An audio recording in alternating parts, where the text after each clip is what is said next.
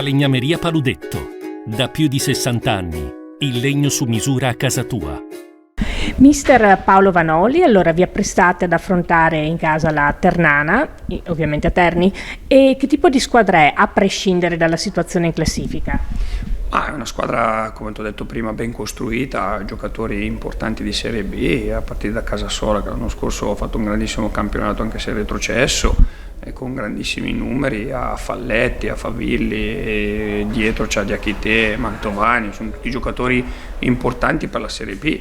Noi questo lo dobbiamo sapere, non dobbiamo pensare al loro momento negativo, ma dobbiamo sapere che sicuramente incontriamo una squadra che soprattutto in casa sta attraversando un momento negativo, questa è la differenza, quindi dobbiamo sapere interpretare bene i vari momenti della gara.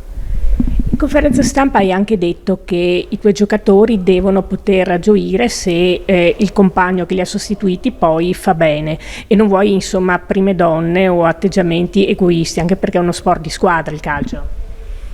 Sì, voglio che l'ego personale si metta da parte, cioè io penso che oggi nel calcio di adesso ci sono 5 sostituzioni, c'è successo anche a noi, ma succede anche in tanti altri campionati che chi entra fa sempre la differenza. C'è successo a Modena quando abbiamo messo Ghichier e Biarchi che ci hanno fatto 2 gol importanti per la vittoria, c'è successo adesso domenica quando è entrato Dennis e ha fatto il gol di vittoria. Cioè quando hai 5 sostituzioni sono il 50% di una squadra e oggi come oggi è assurdo che un allenatore, soprattutto la fortuna di avere una rosa come la mia con giocatori che ogni giorno danno il 110%, non poter sfruttare anche questa occasione. Per quanto riguarda la squadra, in particolare i cosiddetti lungodegenti, recuperi qualcuno, quantomeno per la panchina, e comunque come stanno procedendo i vari recuperi? Ma recupero Zampa che era squalificato, poi io e Ronen ancora siamo a un buon punto e penso che di averlo dopo la sosta, più o meno, così dicono i dottori, però vedo che si sta già allenando in campo, quindi è già un buon segno. Per gli altri sono lunga degenza, Svova lo stesso ancora a curarsi e basta, gli altri sono rientrati tutti.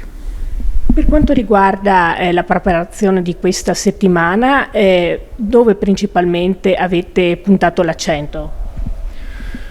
Ma l'ho puntato sui dettagli che secondo me adesso fanno la differenza per poter stare in alto, perché saper stare in alto non è facile, saper stare in alto ogni volta tu devi dimostrare sul campo che devi essere più forte degli avversari e per essere più forte devi essere umile e devi ogni giorno venire al campo per migliorare.